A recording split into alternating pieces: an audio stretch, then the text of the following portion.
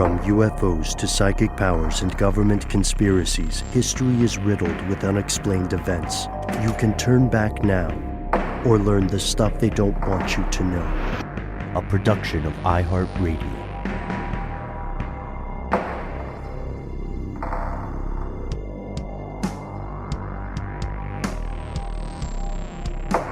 Hello, welcome back to the show. My name is Matt. My name is Noel. They call me Ben. We are joined, as always, with our super producer, Alexis, codename Doc Holliday Jackson. Most importantly, you are here, and that makes this the stuff they don't want you to know. It is the last listener mail segment of the year. It is 20, yes, the next time you hear this, it will be 2022 if you are tuning into each of these as these each come out. And keep these voicemails, keep these emails coming. We love hearing from you. We have got some strange places to go in today's show. So we're going to see what lies beyond the boundaries of death. We're going to see what lies beyond the horizon, the geopolitical future, and then we're going to quite literally hear some strange things. You might see some strange things as well. I suggest that we begin at the end for a great many people, and that is the idea of death. I always know that, unfortunately, suicide does tend to spike toward the end of the year. People have a lot of challenging things. Everyone is fighting a great battle that you probably don't know about unless you are that person. And it makes me think of Voltaire, who famously asked, I believe it was Voltaire, asked, why are we afraid of death? Were we afraid of being born? It's a question that's very difficult to answer, but a lot of our fellow conspiracy realists listening along today have had near-death experiences. And I think that, you know, without putting a spotlight on any of us, I don't know about you guys, but I've had some things like that I can't explain because I have often, had some ill-informed misadventures. But we are here. We are with you in the last week. And, we received this excellent, we had a lot of people writing into us about things concerning reincarnation, things concerning, the great question of what happens when your body and your mind appear to leave this mortal coil. And quite recently, we received an excellent story about this. But I think, Noel, this also has a mention of something else you found interesting that is more disease-related than death-related, right? It does. We're talking about death and disease with this listener mail. It's the double whammy, and it comes from listener who'd like to be referred to as Almost Widowed. That is a specific nickname tied to this particular story.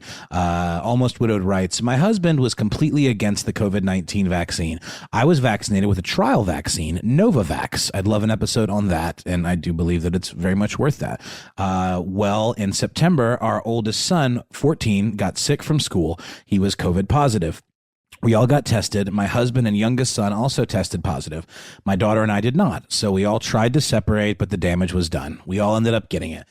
I went to the hospital September 29th. My husband came to the hospital the same day and was admitted. Shout out to my best friend for caring for the house, kids, and animals while we were both sick. I was on a low amount of oxygen for a few days, but went home October 3rd.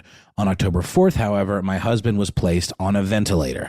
Things were very rough for us. Then on October 11th, he was transferred up to Atlanta. We live in Columbus, to go to Emory University for ECMO, which is a thing that was mentioned in the last Strange News episode, Ben, your story about how pig anuses can help with oxygenation of the blood, potentially.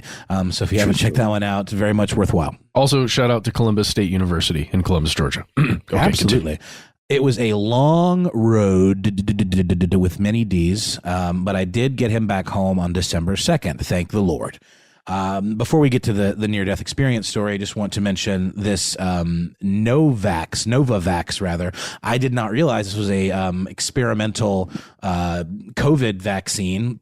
that held clinical trials here in the U.S. And the results from this phase 3 clinical trial that enrolled around 30,000 adults in the U.S. and Mexico showed that the, quote, investigational vaccine known as NVX-CoV2373 showed a 90.4% efficiency in preventing symptomatic COVID-19 disease. And the candidates also showed 100% protection against moderate and severe disease, and in people at high risk of developing complications from COVID-19, people 65 years and older, and people under the age of 65 with certain comorbidities like regular exposure to COVID-19. The vaccine also was very effective in showing 91% efficacy in preventing symptomatic COVID-19.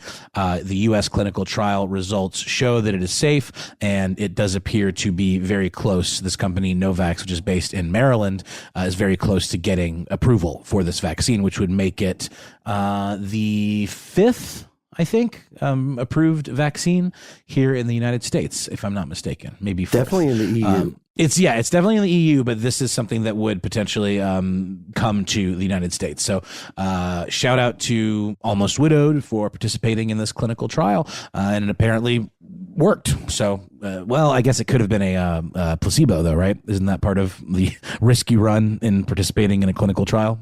You might not get the real thing. Right. Yeah. Typically, if you were part of the control group, then you might not get the actual thing they're testing.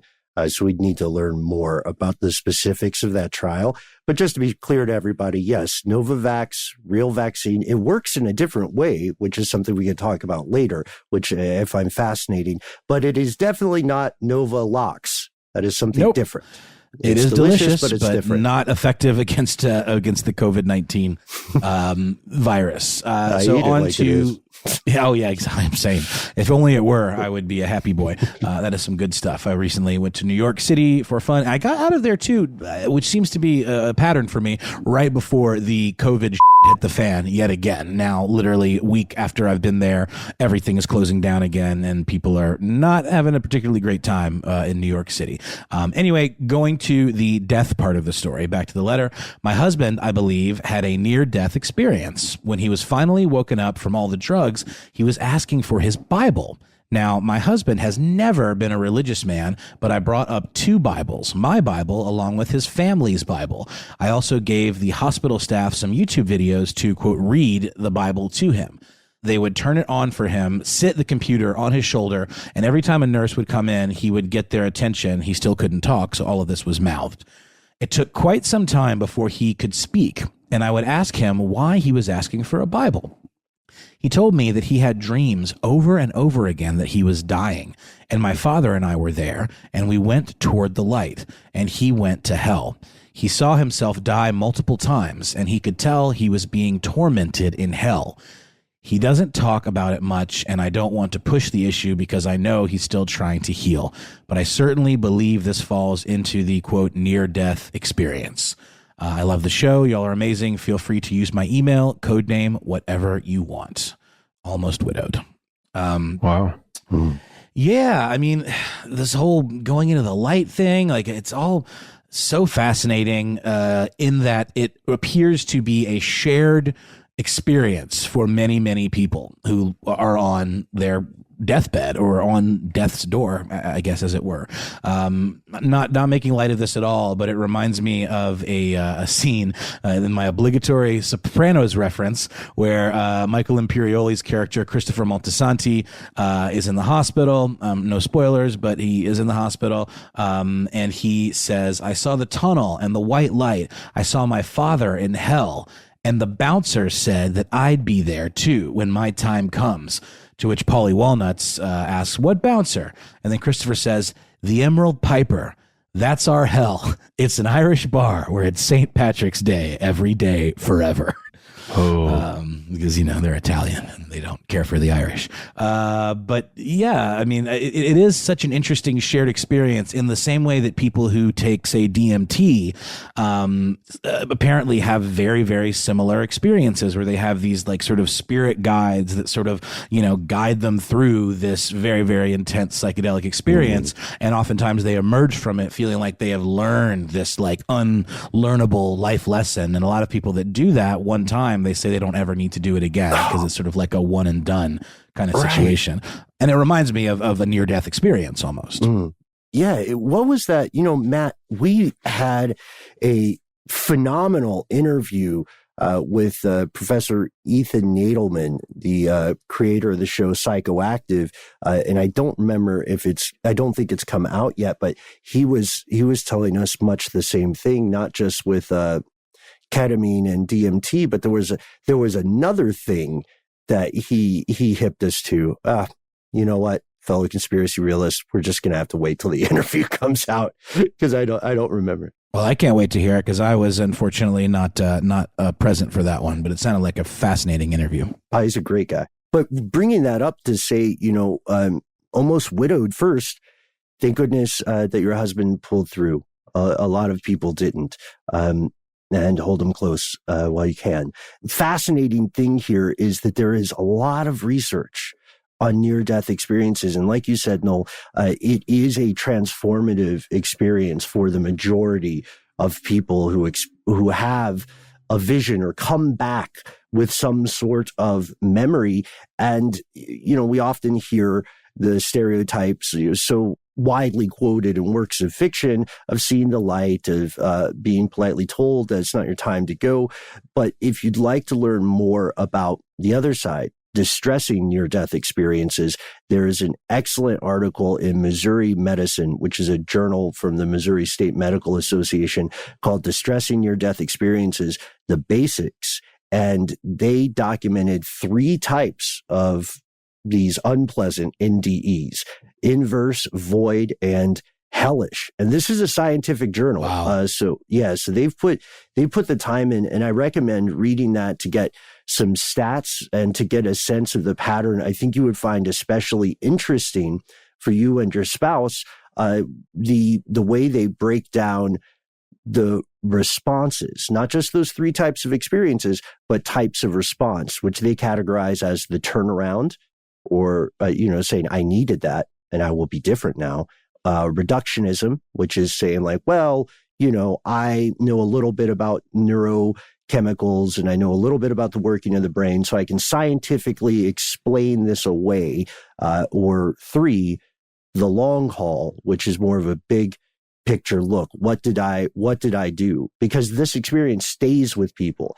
It doesn't have to, even if you consider yourself a hardcore atheist or whatever you want to call it, the thing is that doesn't make the PTSD of these kinds of experiences any less real. And it can stay with people. It can haunt you. Agreed. And it also, not to harp on this whole psychedelic angle, but it makes sense that psychedelic drugs or substances are very popular or apparently very effective to ease people in end of life situations into that transition, into that light, the one where you actually do go through, because it does appear that people can have these types of visions and types of, transformative experiences with certain doses of psychedelics. So I definitely understand why that would be a valuable way to kind of get someone to not maybe have a hellish experience. We recently got a call from John, who's a person who talked to us before about ketamine use and I remember you, John. Stopping addiction, a couple other things. And he recently called back to talk to us about reincarnation, but that conversation really actually dovetails nicely into this, just with how in his use of the substance, he has found just almost a oneness with what he describes as infinite energy, and how it really does, as you're describing there, Noel, it's eased the way he imagines life or existence upon corporeal death. I can just see that matching up really well. And shout out to you, John. Or like Aldous Huxley, who had one of the most baller ways of leaving the mortal plane ever. You guys may remember the story. Huxley was bedridden. He had been experimenting with psychedelics later in life, and he was dying of, I believe, terminal cancer. So he requested that his wife give him 100 micrograms of LSD. I think that's a lot, right? What's the usual dosage of LSD? It's fine to plead the fifth. I think it's many, many fewer micrograms than that. I'm not 100% sure. I've also heard that it's not the best way to take the drug to have it injected. And that it could, I don't know. No, it wasn't LSD. It was somebody injected themselves with psilocybin, and it caused the spores to like grow inside of their body and cause some kind of horrible blood infection. So maybe LSD being more of a, synthesized substance rather than an organic thing that can grow within you, a fungus essentially. Maybe it's better that way. But and also, just in general, don't do drugs, everybody. No, for sure. But unless, don't do drugs. Everybody is doing some sort of drug. It's very rare to not be doing something, even if it's like aspirin or caffeine. Caffeine is delicious. Yeah. What is that? Kombucha? It's a buy. No, I would never, you will never catch me drinking kombucha in my life. Okay, fair enough. I don't care for the stuff. It tastes like vinegar. But thank you so much, Almost Widowed, and really glad that your husband's doing better, and glad to hear that in some way, perhaps this was a valuable experience, if a little bit scary. But we're going to take a quick break, and then we'll be back with some more messages from you.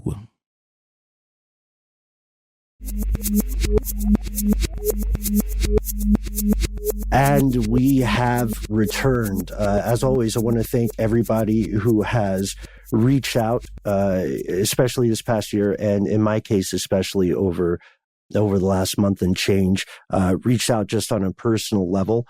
You can always do so. I'm at Ben Bolin on Instagram, at Ben Bolin HSW, and want to give a particular shout out to someone who brought up a subject of endless fascination, for me at least. I hope it'll fascinate our fellow listeners as well. This comes from S. That pause is intentional. It is ... S. Got it. That's for the gravitas, right? And so they got me. But here we go. Here's what S wrote to us to say. Hey, you all. Fun fact, I have a very difficult time pronouncing the contraction you all. It's embarrassing. I've tried. A lot of people assume everyone in the South can say it. I cannot. So, hey, you Could you try it? Can you try it? I just want to hear it. It's really embarrassing? Off air. Yeah. Really? Yes. All right. You can ask our good friend Lauren Vogelbaum if you need confirmation. Nola's probably seen me try to pronounce it too. So I am a North American white girl who recently had the benefit of being educated on some going on in Africa by my colleagues from Zimbabwe and Nairobi, specifically China. Apparently, Chinese corporations have been supplying grants to African governments to build infrastructure. This is confirmed by a couple of sources linked below. And this is what I love about emails, S. I love when people are able to send us those links, to send us those photographs of whatever you saw, whether it's a strange thing in the sky, a creepy government installation. That, I think, is one of the primary advantages of email. So we've got these links, and S says, now here's where it gets crazy. The Diplomat article that she sent suggests this is not just global capitalism in action, but it's a power grab. China is using these grants to lean on African countries for those sweet, sweet UN votes. But here's where it gets crazier. My colleagues tell me these grants are actually being funneled back to China as the infrastructure is built by Chinese corporations who don't even hire locals. They just import their own staff from Asia. And this extends after the project is done due to the maintenance contracts. You need a wall painted? No problem. They'll fly in a painter from China. Now, here's where it gets crazier. They tell me that this extends beyond the build site to the Chinese corporations, even bringing street vendors into the community to replace the local vendors. I wasn't able to verify this myself, so I'm punting it to you. What do you think? Conspiracy to basically turn African countries into Chinese satellite states wouldn't be the first time Africa has been in this position, by reducing the population to vassals and the governments to voting blocs, or just good old global capitalism.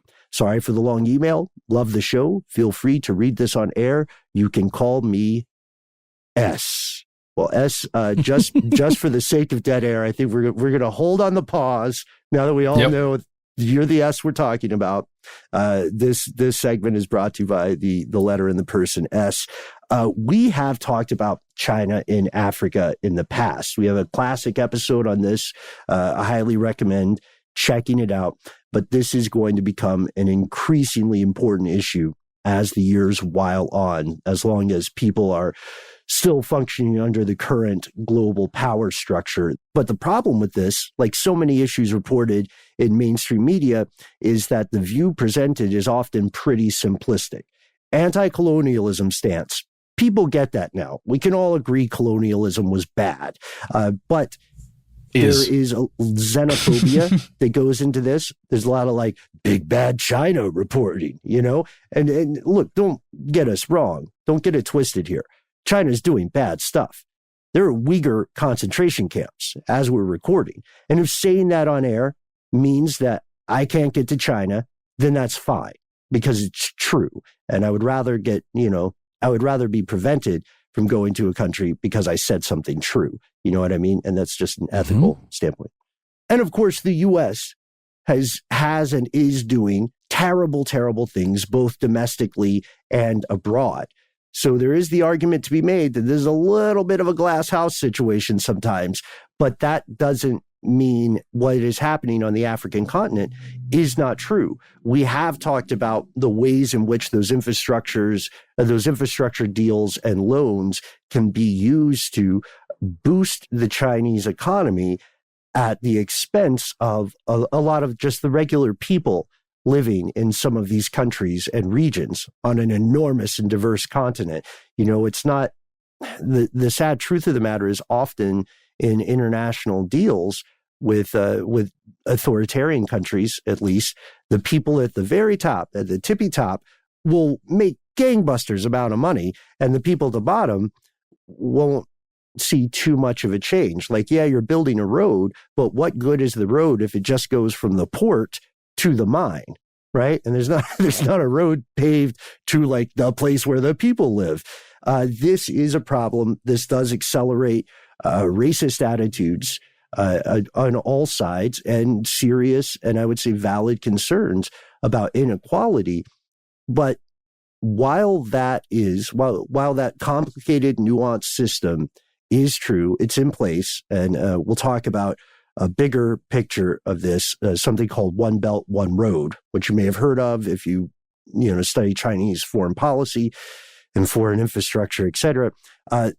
One question that really stood out to me that S has proposed here is the idea that this economic assistance could be used to influence conversation and policy in the United Nations. And after doing just a little bit of reading, because this is definitely One Belt, One Road and the UN is its own episode. And it's one of those episodes that will be, I think, of increasing value over the next decade. But one thing that really stood out is I'm persuaded that it's true now. I'm persuaded the conspiracy is real. There's a great Wall Street Journal article that came out in September of last year called How China is Taking Over International Organizations One Vote at a Time.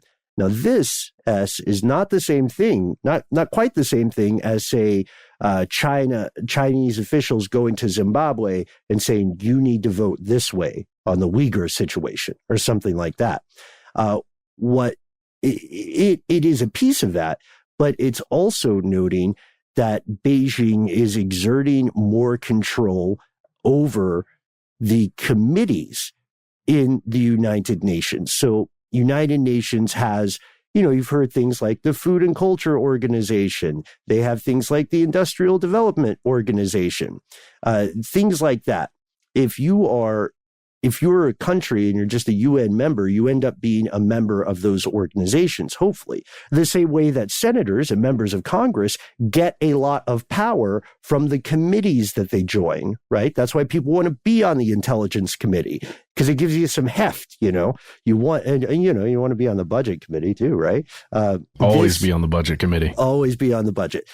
And this is to some who are more averse to China's international growth. This has been seen as something like a sneaky tactic, or something even phrased as, a new front in a new Cold War, which you could say is a little alarmist, but the tendencies are there.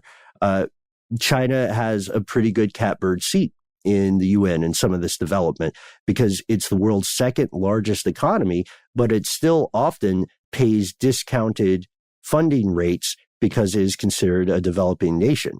So like in 2018, as Wall Street Journal points out, and this article, by the way, is by three authors, Kate O'Keefe, Drew Hinshaw, and Yaroslav Trofimov. This nice Russian accent, Ben. Thanks, man. Maybe I can get into China from Russia. Problem for another day. But so in 2018, China contributed 1.3 billion US dollars equivalent to the UN, and the US the same year contributed 10 billion. It's hard to grasp the difference of billions, but just know that a billion is a lot of money. A billion is too much money for any one person, basically. And maybe I can't get into Amazon now, having said that to Jeff. Sorry, pal. That 30-day trial's up. That 30-day trial is up. I need my petition Prime service. So what do you guys think? First off, I've made my initial conclusion clear. And of course, I'm always glad to go back and modify those opinions if new information emerges. But do you think it's possible that China may be making these deals with African countries and then later kind of voluntelling those countries how to vote in the UN? I mean, I can totally see that position, right? Logically, those things follow. I have a hard time getting my mind out of the resource extraction argument for why, China's motivations behind their actions in Africa. Just from our previous conversation, Ben, about steel production, and I think it's manganese that is needed that's in certain parts of Africa, cobalt that they're extracting, and what's coltan? Is that the one for electronics? There's another C word that exists in a very specific part of Africa that China is just ripping out of the ground to use in electronics manufacturing. Yeah, coltan. They use gold mining techniques, and there's also a big child slavery problem with it in like the DRC and so on. Yes, but I remember that was one of the main reasons we had covered China and their activities in Africa. I'm just saying I'm having a difficult time ripping my mind out of that being their primary reasoning. But I can totally see, I mean, if you're making that kind of investment in a country, if there are actual benefits even to the upper echelon of the leaders of specific countries within Africa, then I can imagine them having that kind of sway. I mean, it doesn't need to be it doesn't need to be super complicated. It's just they're bringing in tons of money that a few key people are benefiting from. And then they could have that diplomatic movement, I think. Yeah. And there's definitely resource extraction going on. The position of the Chinese government is that they're somewhat more altruistic, right? That they're trying to help people while also, making moves that are good for their own economy. I believe it was an Indian academic, a guy named Brahma Chalani, who first introduced the theory of a Chinese debt trap diplomacy, which is sort of company storing people into compliance. That has been, at least by a lot of people in the West, that has been considered debunked recently. And you can read some interesting articles about that on the ChinaAfricaProject.com, which, by the way, if you can tell from the headline, is a somewhat biased source. But there's also reporting from places like the BBC. There's an excellent article, a summation of this, our defense of this position by Dickens Aloe, who wrote an article called Why African Countries Back China on Human Rights. I recommend reading that. At this point, the issue here is really one of perspective. Yes, resource extraction is occurring. Yes, there is the high potential for forming voting blocks, and that's not something original to China, though, right? Other countries do that. The U.S. does that, and you can see it in controversial issues. Almost any time a UN vote comes up that goes for or against one country's interests, then they both scramble to see how many client states, let's be honest, they can force to vote on their side.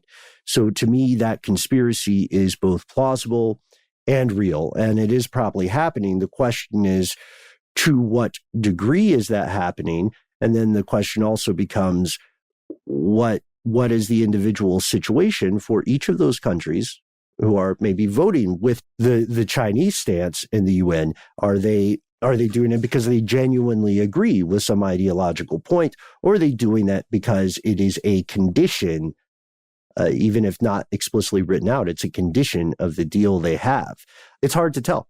Trying really hard not to be extra super massively cynical about all of this, Ben, and just like apply it to everybody and analyze how everyone's voting. Which master is pulling the puppet strings in this scenario? No, here's the key, Matt. It's the puppet that's pulling the puppet strings. You don't ever even see the master. It's just another puppet. Oh, like no. That. Yeah. I know.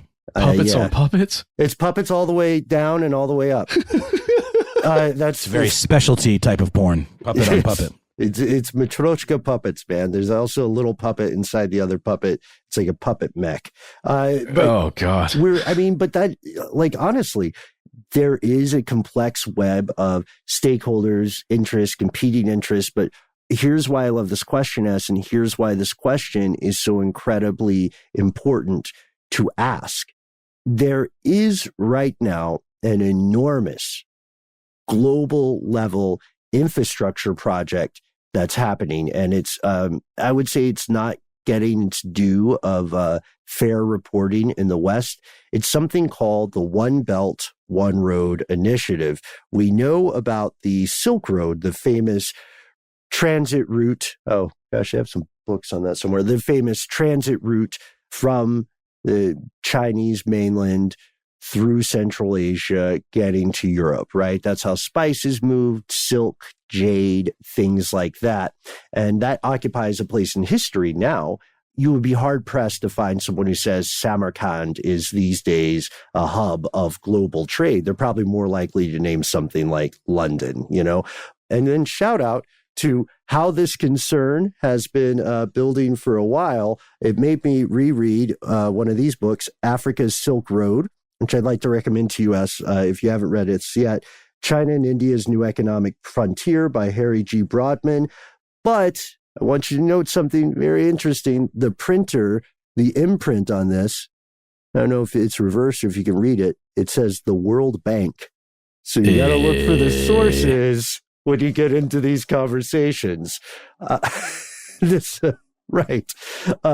Recently, in recent years under the Trump administration, the U.S. was told to withdraw from some international organizations like the World Health Organization, better known as the less famous WHO, and this prompted fears that it would be an opportunity for the government of China to expand into the vacuum that was left behind. The One Belt, One Road initiative is sort of a new Silk Road, and it's tremendously fascinating if you're into foreign policy and you're into the long-term effects of this. It will affect you if you're in the U.S., by the way. We just don't know how yet. The Silk Road economic belt it's like this massive new on steroids version of the Silk Road. We're talking rail, we're talking new interstates that are providing all this ground transportation to these landlocked areas going through these historical trade routes using those old mountain passes. This is incredibly controversial because a lot of the countries affected by this in Central Asia the people aren't necessarily behind it. There are big protests in Pakistan as we're recording this. And this system, this One Belt, One Road, is meant to go to Africa, to the African continent as well, prompting no small amount of fear in local populations. And each country is handling this differently because despite what, I know I keep saying mainstream news here, but I'm not using this hyperbolically, but mainstream news in the U.S. often has a terrible habit of acting like these countries are not somehow very different from each other, culturally, economically. They're incredibly different. And it's weird for that oversight to occur. I don't know if it's intentionally misleading or if they just have a certain amount of time when they're talking on the news. But it's like everybody who lives in the U.S. knows that Mississippi is culturally very different from New York. So why would we assume that a continent of so many nations with huge populations in some cases, why would they all be samey same? Oh, you think are you saying that people have a tendency to generalize overly so because it's easier on their brains? Perhaps it is absolutely a mistake to do that. But I think we all do it from time to time. You're absolutely right, Ben, but something to always be self-aware about. Not a good thing to do. Yeah, you're right. You're right. And well said. We know that multiple countries on the African continent have signed some kind of cooperation agreement for One Belt, One Road. The big question is, how extreme will this support become? Could a sovereign nation be compelled to vote even against its own interest in the international sphere? This can be dry for people who are maybe not as nerdy about this as some, I guess, me included, but it is important. A lot of the real conspiracies in the world, the things that have the most power and that will affect you the most adversely, a lot of them are meant to be boring by design. They're meant to sound boring. You are not supposed to watch the hand behind the curtain. And with that, I propose that we consider this a future episode. We just have to work on the timing, but we need to talk about this more. The world needs to talk about this more because this influence is something that couldn't have happened on this level before the dawn of the age of information and before these massive, logistically Byzantine global trade networks. So stay tuned. Thank you so much, S. You can take a page from S's book. We are at conspiracy@iHeartRadio.com, 1-833-STDWYTK. Anytime you want to drop us a line, but don't do it yet, because we're going to pause for a word from our sponsor. And then we're going to send you some strange signals, I hear.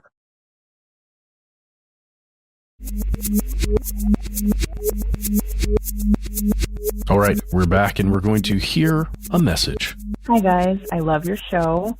My name is Maggie, and I just wanted to tell you a short little tale. It's not really anything weird or something you would cover on your show, but I thought you would appreciate it. A couple months ago, I was taking a really long drive, like partially across the country, and it ended up being a lot longer than I had planned for because of traffic and other horrible things that had happened.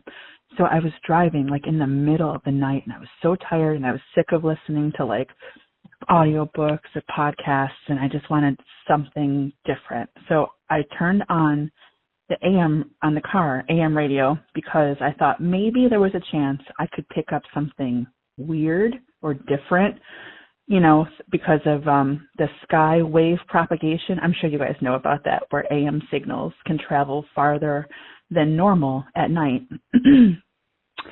It was really scratchy, of course, like AM is. I was flipping through a little bit, and it's so dark, and I'm right on like Lake Erie, like near like Ripley, like in between Erie and like Dunkirk, New York. And it's like the black darkness to my left, okay, of like Lake Erie. There's no lights there. And I hear voices and they're talking about something weird. So I was like, oh, what is this? It's scratchy. Guys, it was you. It was stuff they don't want you to know. And I was delighted. I thought you would be too, that I was looking for something strange and unusual to keep me awake on the AM radio. And I assumed that somebody was illegally broadcasting it. I don't think that you guys are on any terrestrial radio that I'm aware of. Maybe you know. I don't know. I thought you would like that and appreciate it. I was looking for something weird and I got it. It only lasted a few minutes before the signal faded out, but it was really enjoyable. And I always think about it when I listen to your show. Keep up the good work. Okay. Thanks, guys. Bye. Heck yeah. Now, Matt, I mean, I'm not an expert on the way, AM, FM frequencies interact, but I wouldn't be surprised if it could have possibly been some bleed into an AM frequency from an FM station that was maybe playing one of our episodes on iHeart. Oh, we get played on AM stations. Yeah. That's how the first stations we were ever played on terrestrial radio were AM stations. Oh, because of Coast to Coast? It may have been. No, just AM talk. Yeah. Yep, that's right. Coast to Coast is syndicated, so it gets on a bunch of AM stations too. But this is awesome. Pirate radio, right up our alley. I hope Matt, that's what it is. Yeah, Matt, when you tell me not to listen to something in advance, I do, because always an amazing surprise. Yes, Maggie, our show is on terrestrial radio various times. And to be honest with you, we don't always know. Nope. But the skywave phenomenon is interesting because I believe it happens at night, right? Yeah, that's what Maggie was saying. At night, right? Yeah. At night, they can travel further because of the bounce, right. The Otherwise, fun ionosphere bounce. Yeah. Mm-hmm. Exactly. And that's why, it's one of the reasons that listening to AM radio in a storm is so great. Yeah, you get the weird little. Now that you mention it, I never realized this, but I do a lot of when I'm on road trips, I go nocturnal. Unless if I have time, then I won't drive during the day and I just drive at night, because that's always when you find the interesting AM stations. And I can't believe I never put that together, but especially in rural areas, I love it. That is part of hidden America. And if we can be a part of that, regardless of how small, then that is a proud moment for us. I would say, right? Let's be part of modern folklore. Let's be a ghost radio station, dude. Exactly. So like Maggie, one of those number stations, like Yankee, Hotel, Foxtrot. Mm-hmm. Yeah. Oh yeah. I want that. So Maggie, thank you so much for that wonderful message. It was just wonderfully put together, and you have a fantastic voice. Good job. Mm-hmm. I wanted to play that for these guys because I happened to be reading a bunch of YouTube comments on our YouTube channel, and it's pretty overwhelming. Just saying, like, where did these guys go? What's happening? Why do I see their faces all the time now? And it just strikes me that people who are listening to this right now maybe have been listening for a long time, maybe have been watching for a long time, maybe you're new, and anybody could be jumping on at any point, really, to the show. Mm-hmm. And every time, we don't know who we're calling out to necessarily when we say you are you and you are here. We know it's you. We're just not sure who you are. That's a weird statement. No, but, I think it's accurate. But I mean, the royal you, right? Like the all-encompassing you of the ether. Cloud but I wanted to take a yes. Yeah. Oh, dude, yes. I know you from before. Yeah. We got a great message about that from somebody. Oh man, somebody just told us on voicemail about how it was John, same person talked about ketamine. First time he saw his wife walk into the schoolroom where he was, he felt he knew her immediately. Mm-hmm. He had no idea who this person was, but he knew her. And fascinating phenomena. So the reason why I want to bring this up is just to kind of at the end of the year let you know, Maggie, how much that message means to me personally, and I hope to you guys too. Yes. Just when we think about where we are and where we started way back in the day, gosh, I think 11, 12 years ago when we started creating stuff they don't want you to know. Very easily. Yeah. So I just want to go over some of it, and if you guys could help me fill in and just tell the story a bit, I figured this would be a time to do it if there was any. Right. All right. So Noel, forgive me. We're going to start with just Ben and I because that's where it began, and then you're going to jump in if that's okay. You got it. So, oh man, Ben's pulling Scully over. I know, and this will be important at the end of this. Yeah. Okay. So we're starting in the past, but I think we'll end in the future. Yes, exactly. Starting in the past, Ben, we were making videos. We needed to create a show with video footage that we had from Discovery Channel. We needed to find a way to make a show around that concept. We came up with a conspiracy unsolved mysteries style show, and we created Stuff They Don't Want You to Know, and we started making videos that went on to iTunes. They went into the iTunes video podcast feed. Mm-hmm. And that's how it all began. I was producing all of those videos, so actually editing and shooting the videos. And Ben, you were writing and starring in them. Is that accurate? Starring is very kind. I mean, it's the truth. Like to think of things as a group project, and that's sometimes to my detriment, but not in that case. And I'm not saying it wasn't a group project. I'm saying you were the voice. You both wrote the voice and you spoke the voice. Well, yeah, and we worked together on finding things that we thought people hadn't heard about and should hear about, and asking questions, applying critical thinking to the concept of conspiracy theories. And we went into some very strange places very quickly, because I think our very first pilot episode was we went into working on, we said, okay, let's do JFK assassination. By far the most popular, widely believed conspiracy theory in the US. And then we stopped for a second, and you and I had a moment where we said, no, let's get weird with it. Other people have done that. There's other stuff. And eventually, so we did fluoridation instead.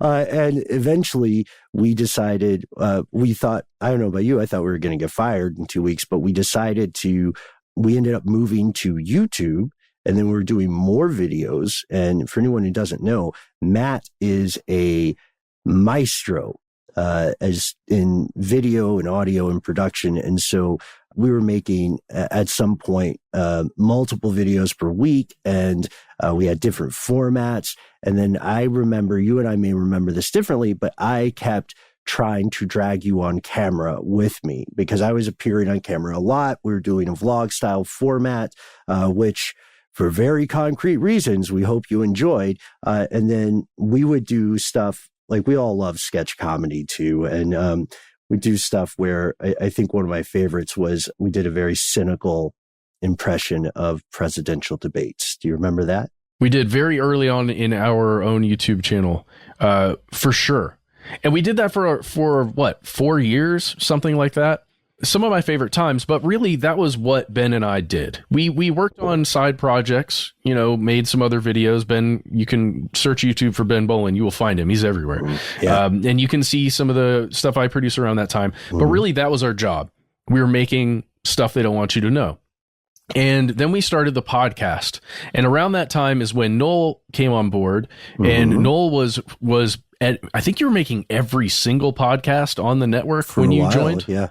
Everyone except Stuff You Should Know, which was and is produced by the original super producer, Jerry, the mysterious Jerry, who was also our boss during these Discovery video days, and is now still a boss, not necessarily maybe she is, I forget how the org chart works, but she has stayed with and risen in the ranks of the company through various acquisitions, as have we all, thankfully. And there was a time where the podcast aspect of how stuff works was kind of just a blip. Discovery kind of didn't really know what they had, and they were focusing, on the YouTube side of things and sort of, pushing the podcast thing off to the side, not really realizing what an incredible asset that was going to ultimately be. And I was the lucky devil that got to edit just about every single one of them every single week by myself, including Stuff They Don't Want You to Know.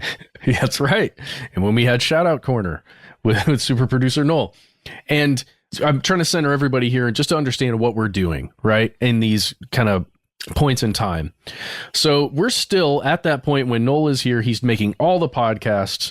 I happen to have a baby. Then we become this. right? What you're hearing right now, the three of us on mic making a podcast every week now, 5 times a week. And I have to, I'm always trying really to grab producers and pull them. That's on what air. I'm saying. I have to add. I mean, you never asked anyone's permission to have me on. We just did it, and I sat in while Matt was away on paternity leave, and then Matt came back, and it was just like, what the hell? Let's just be a threesome. We had a threesome, and we've been having threesomes every day ever since. Yes. But around that time when we started making the podcast, a few years later, there are shifts at the company that we work for, How Stuff Works. Y'all remember this. Well, hopefully you do. It was a company called How Stuff Works. It started making shifts and changing its business models. And remember, we're employees for that company at that time. And we are, what we're doing every day is beginning to shift. And I think it was around 2016, 2017 when we officially stopped making our original Stuff They Don't Want You to Know YouTube series on, at least on a weekly basis, Ben. I think that's around the time. And that is when the company really shifted to podcasting as its primary way, like means of making money. Well, that was after an acquisition from Discovery, who, again, like I said, kind of didn't know what they had. And then we were acquired by another company that did realize what we had. And that was what led to us kind of splitting the business off from the podcast side and the article side of How Stuff Works, right? Yeah, there's a lot of minutia in there. And it really just what you need to know is that the business changed, and Ben and Noel and I have been here for a long time. So what we're doing on a daily basis changed a lot. And that's the primary reason why we had to just spend our time doing other things besides making this, I think, highly curated video series called Stuff They Don't Want You to Know that we were making on a weekly basis. And I just wanted to put that out there as that's the reason why things changed, because we started producing podcasts of all different kinds of, running teams and just having a very different job here than we had in the past. Yep. And I think we've intimated that here and there, on mic, but this is really great to hear this kind of oral history, right? Yeah. Hopefully it's interesting.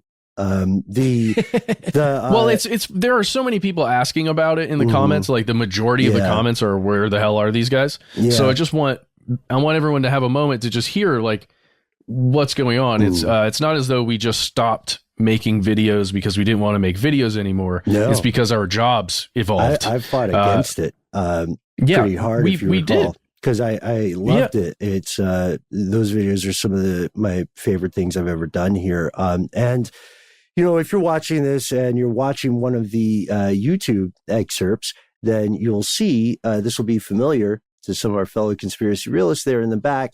Scully, one of our first co-conspirators and collaborators, when the pandemic hit, I was not only, like everybody else, busting my shadow to get a recording set up outside of the office, but was also asked every so often by people who come back and say, we want you to make more of these videos. And say, well, yes. Okay, we need the time to do so.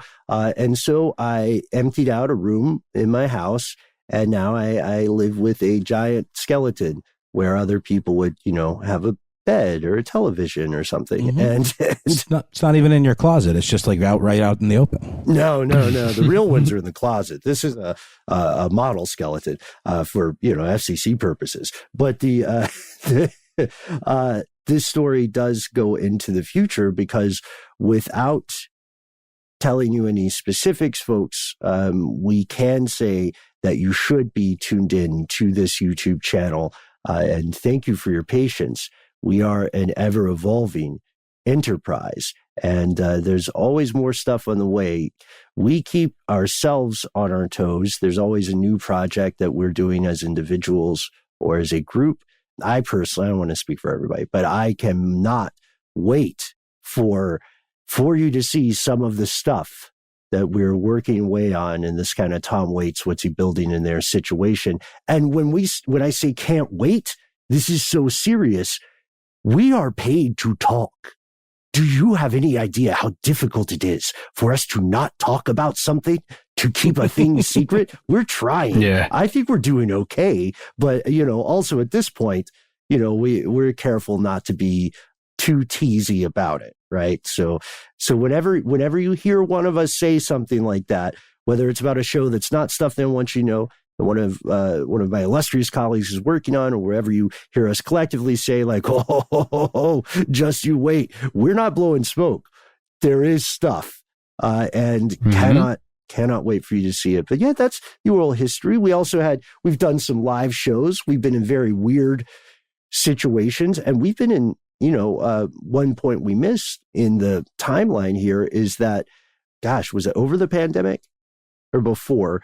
We went to becoming a show that publishes something Monday through Friday, which is a lot to do. It's a lot of fun. I don't know about you guys. I'm a dog with a ball. I'm a badger with a bag. It's a lot of fun, but also just a lot of stuff. And thanks to everyone out there for listening to all of it, because it's not like we have big drop-offs between each different type of episode. And I think we've tried really hard to make them all interesting and engaging, even the republished episode, because as everyone knows, iTunes or whatever we call it now, Apple Podcasts only shows 300 of the most recent ones. So there are definitely ones that we're putting out from the beginning that a lot of new folks have not heard yet. And maybe long running folks are hearing again with fresh ears, because we try to add a little new context every time we put one of those out. That's right. This is, I just want to say, this is a matter of great importance, at least from my perspective. There's still going to be 2 episodes every week. And we found a nice balance with the strange news and listener mail segments. Get one of those every week.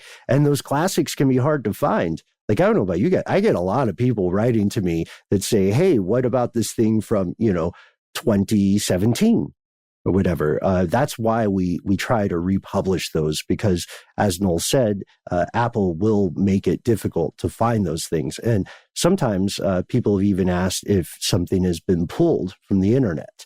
That hasn't happened yet, but for a show like this, it would be immensely flattering if that occurred. It would mean we were on to something. There are a few things you can't find on our YouTube channel anymore, and a couple of things that are missing from other places that are a bit mysterious, but we're not going to get into that right now. What I really want to do is just bring it right back to Maggie's message, just to let you know, for some guys who have been toiling away at this thing for years and years and years, because we're passionate about it, we love it. And, thankfully we make some money. We're still employed to do this. But to hear a message from you that you just randomly heard our voices on the actual radio, it's just wonderful. It makes me very, very happy. It makes us happy, I think. Video star. It did. Radio killed the video star. It didn't kill anything. It brought it back to life too. It's fine. They can coexist. These things can coexist. But thank you, Maggie, so much from all of us for letting us know that we're out there floating in the ether, even if we don't know it. It's really cool to hear. We'll find your ears, folks. We'll find them. So this is my cryptic nature aside. Yes. Thank you so much, Matt. Thank you for bringing that piece of what may well be folklore at some point. And we think transparency is important, and it's important to answer those questions. Thank you as well to Almost Widowed. Thank you as well to S. And thanks to everybody for tuning in. If you would like you to... liar. You said you were going to ditch the pause. I thought you were glitched. At the very end. You were glitched. Oh, also, since we're having family time, and do stay tuned, we have one more special message in an upcoming show. But since we're having family time, we should also tell you it has been a real bear to record today. Let's see. Who got kicked off of our own show today? Matt, you got kicked off of your own show. Yep. I got kicked off of my own show. We came back because that's how important this show is. You are the most important part to what is us, a very, very important thing. We can't wait to hear from you. If you want to take a page from your fellow conspiracy realist book, we try to be easy to find online. Oh, online. You can find us on Facebook. You can find us on Twitter, and you can find us on YouTube, as mentioned, under the handle @ConspiracyStuff. We're @ConspiracyStuff Show on Instagram. If none of those things do it for you, which we hope they do in some form, small or large, you can send us a voicemail. You can read us, speak to us through the telephone by giving us a call. Yes, our number is 1-833-STDWYTK. When you call in, you will hear Ben and then a tone, and you will know it is your turn. please give yourself a cool nickname. You have 3 minutes. Say whatever you'd like. Let us know if we can use your name and your message on the air in one of these listener mail episodes. And really just do whatever you want on there. If you've got too much to say that won't fit in that 3 minutes, instead, consider sending us a good old-fashioned email. We read every single one that is sent to us. You can reach us. We are conspiracy@iHeartRadio.com.